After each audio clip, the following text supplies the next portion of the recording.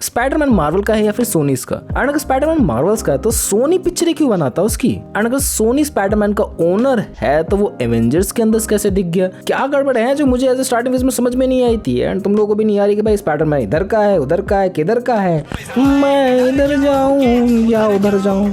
And मैं तुम लोगों को थोड़ा सा बेटर वे में एक्सप्लेन करने की कोशिश करूँ। एज स्टार्टिंग फेज में शुरुआत होती है सबसे पहले स्पाइडरमैन के 1962 में, जिसको क्रिएट किया गया था ऑफिशियली मार्वल्स के द्वारा। एंड मार्वल्स के पास ऐसे बहुत सारे सुपर हीरोज है, उसकी कॉमिक बुक से स्टार्टिंग हुई थी एंड इनकी स्टार्टिंग करी थी स्टान ली, जिसको तुम ऑलरेडी जानते हो, एंड स्टीव डिट्को। एंड इस वजह से कह सकते हैं इसके ओनर एज स्टार्टिंग फेज में यही हुआ करता था एंड इसके सारे राइट्स इसी के पास थे। एंड जो कॉमनली मिथ इंटरनेट में फैली हुई है कि भाई सोनी ने स्पाइडरमैन को बनाया, दैट वाज रॉन्ग। तो सोनी आखिर बीच में आया कैसे भाई? कैसे वो ओन करने लगा कुछ चीजों की स्पाइडरमैन को? वो कुछ चीजें क्या है? देखो इसकी स्टार्टिंग होती है 1990 में, जब मार्वल के ओवरऑल जो प्रोडक्शन हाउसेस है ना बहुत ज्यादा डगमगाया होता भाई, पैसों की तंगी हो रही थी। एंड पैसों की तंगी होती तो बंदा सबसे पहले क्या करता है? अपने जो भी चीजें हैं जो उसके पास पड़ी हुई है उसको गिरवी रखता है, उसको बेच देता है। एंड मार्वल के पास अपने एसेट्स थे like the Spiderman and lots of characters उसने उस टाइम पे बेचे 1990s के टाइम पे, जिस वजह से उनकी ओनरशिप उसके पास से खत्म हो गई बट प्रॉपरली खत्म नहीं हुई। लाइक द मर्चेंडाइज उसने बेच दी, लाइक जो फिल्म प्रोडक्शन हाउसेस है उनको उसके राइट्स बेच दिए, कैरेक्टर्स अपने पास रख के उसको मॉडिफाई नहीं कर सकते तुम लोग। ऐसे बहुत सारे रिस्ट्रिक्शन के साथ उन चीजों को बेचा गया,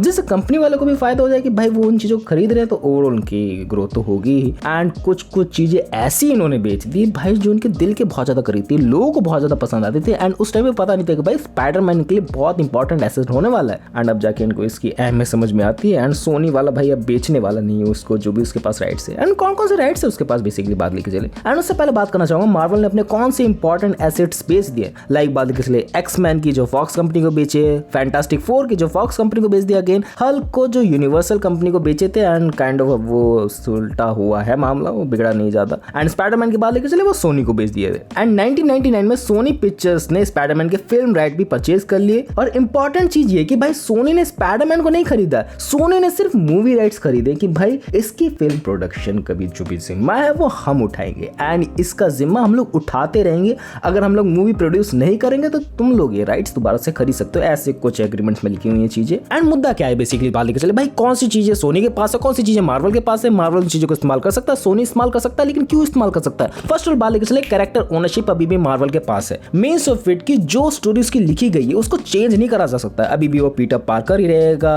वो एक बदनसीब बच्चा ही रहेगा, उसके अंकल आंटी के पास ही रहेगा। एंड उसके कैरेक्टर में कोई चेंजेस नहीं हो सकते, वो कुछ अश्लील हरकतें नहीं कर सकता है। मतलब ऐसे सब राइटर ना तुम लोग उसके कैरेक्टर को चेंज नहीं कर सकते। वो चीज मार्वल के पास ही है। बात लेके चले कॉमिक राइट्स के, वो भी मार्वल के पास है। एंड बात लेके चले मर्चेंडाइज की, वो भी मार्वल के पास है। लेकिन मूवी राइट्स वो सोनी के पास है, सोनी प्रोड्यूस कर सकता है। लेकिन मार्वल भी काइंड ऑफ अपने मूवीज के अंदर उसको इस्तेमाल कर सकता है बहुत ही कम ड्यूरेशन के लिए। लाइक कुछ ड्यूरेशन का इसके अंदर मामला है, वो अभी थोड़ी देर में बताता हूँ। एंड इसमें टेक्निकली दोनों सही है, स्पाइडरमैन मार्वल का कैरेक्टर है लेकिन स्पाइडरमैन मूवी सोनी कंट्रोल करता है प्रॉपर्ली, जो मैं तुम लोगों को बता के थक गया हूँ। अब बात लेके चले भाई कॉमिक बुक कौन पब्लिश कर सकता है। अब बात लेके चले कॉमिक बुक कौन पब्लिश कर सकता है बंदा, इसकी बात लेके चले कॉमिक राइट अभी भी सोनी को नहीं मिले हैं। एंड आज भी स्पाइडरमैन कॉमिक्स मार्वल में ही पब्लिश करता है। ओवरऑल उसका प्रोडक्शन वैल्यू तुम लोगों को पता कॉमिक्स वाइज बहुत ज्यादा बड़ा है। मैंने पढ़ी नहीं है लेकिन आज तक मुझे पता भाई उसका क्रेज किस लेवल तक का है। पीटर पार्कर स्टोरीज, मिली मॉर्लिस के कॉमिक्स, स्पाइडरवर्स के कॉमिक्स एंड सब मार्वल कंट्रोल में ही है अभी भी। तो ये लोग समझ के चलो ना कि मार्वल ने अपने पास ज्यादा चीजें रख ली एंड उससे ज्यादा जो चीजें हैं जिससे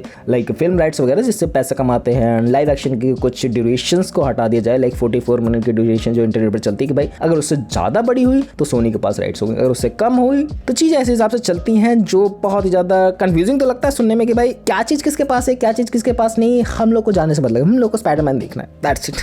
बहुत सारे लोग ये भाई स्पाइडरमैन दिखाओ, बस अच्छी मूवीज प्रोड्यूस करके जाओ, ऐसी नहीं कि भाई जिससे मन उठ जाए थोड़ा बहुत कि भाई क्या चीजें बना रहे हो तुम लोग ऐसी। एंड इस वजह से लाइव एक्शन में भी सोनी का बहुत बड़ा हाथ है। Like the Spiderman, Spiderman 2, the amazing Spiderman no way home, इन सब में सोनी का हाथ है बैक एंड से। तो मुझे बात बताओ एमसीयू में स्पाइडरमैन कैसे आया, इसकी क्या कहानी भाई मेरे को समझ नहीं आ रहा है। एमसीयू में कैसे तुम लोगों ने इसको ले लिया? देखो इसकी भी कहानी 2015 में सोनी और मार्वल स्टूडियो के बीच में इस हिस्टोरिकल एग्रीमेंट हुआ था। एंड इस हिस्टोरिकल एग्रीमेंट के बाद मार्वल को एमसीयू में स्पाइडरमैन यूज करने करने की परमिशन मिल गई। पहले परमिशन नहीं थी, पहले तुम लोग इस्तेमाल नहीं कर सकते स्पाइडरमैन को एमसीयू के अंदर, लेकिन उसके बाद से परमिशन मिल गई। एंड इसलिए स्पाइडरमैन एवेंजर्स में भी आया, सिविल वॉर में भी आया, इन्फिनिटी वॉर में भी आया। एंड लेकिन ओनरशिप ट्रांसफर नहीं हुई है। सोनी अब फिल्म के राइट्स होल्डर है, मतलब वो राइट्स बेच सकता है मार्वल को कुछ कीमतों पे। अगर मैं गलत हूं तो मुझे कमेंट्स में सही करना, थोड़ी बहुत रिसर्च मेरी गड़बड़ हो सकती है, I knew about it, but मैं पहले क्लियर कर सकता हूँ, ज़्यादा चीज़ें मैंने फैक्ट चेक करी हैं। एनिमेशन राइट्स की बात लेकर चलिए, ये थोड़ा सा कंफ्यूजिंग है कि भाई एनिमेशन कौन करेगा एंड किस हिसाब से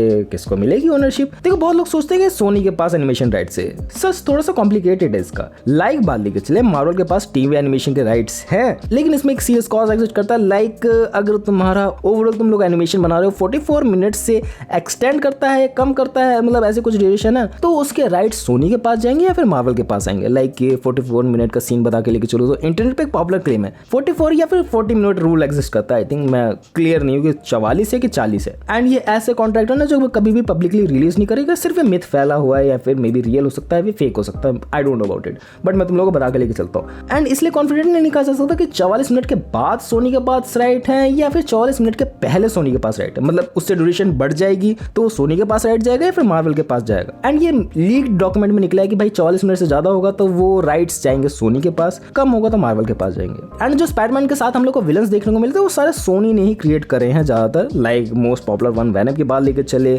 मॉर्बियस की बात लेकर चले, कैरवन द हंटर की बात लेकर चले, इस वजह से ये सारे जो भी है सोनी के अंडर आते हैं, ये मार्वल के अंदर नहीं आते हैं। मार्वल के कैरेक्टर्स के अंदर इसको इंक्लूड नहीं करा जा सकता। एंड बहुत लोग बोल रहे हैं कि ब्रांड न्यू डे के अंदर वेनम तुम लोग को देखने को मिल सकता है, नहीं, अकॉर्डिंग टू मैं नहीं, अगर मेरी जो भी बोलती है नहीं हो सकता है। एंड सबसे जो कॉमन ऑडियंस का क्वेश्चन है, क्या डिज्नी स्पाइडरमैन को वापस ले सकता है? डायरेक्टली नहीं, जब तक सोनी कॉन्ट्रैक्ट का कंडीशन का फॉलो करता रहेगा, स्पाइडरमैन की मूवीज बनाता रहेगा, तब तक कोई भी प्रॉब्लम नहीं होने वाली। हाँ, कभी बाय चांस सोनी मूवी बनाना भूल गया, जो भूलेगा नहीं, एंड उसको पता है कि स्पाइडरमैन की क्या अहमियत है लोगों के दिलों में, तब तक वो सब चीजें नहीं करने वाला है। एंड तब तक वो कॉन्ट्रैक्ट फॉलो करेगा एंड वो बेचेगा भी नहीं। लाइक मेरे पास अगर स्पाइडरमैन के राइट्स होते मैं भाई मैं क्यों बेचूं, मेरे पास उससे पैसा जनरेट हो रहा है, भाई मैं क्यों बेचूं इतने महंगे महंगे राइट्स, और उससे ओवरऑल भाई मेरी रेपुटेशन बढ़ रही है, भाई लोग मूवी देखने जाएंगे, पैसे बढ़ेंगे, भाई क्यों बेचेगा कोई राइट्स। एंड उस टाइम पे मार्वल को उसकी अहमियत नहीं पता थी, अब जाके पता चल रही है भाई राइट्स बेचकर हमने बहुत बड़ी दिक्कत कर दी है, बहुत बड़ी तो नहीं, मतलब दिक्कतें तो कर दी है कि भाई मूवी राइट्स बिक गए, ओवरऑल चीजें तो हमारे पास है।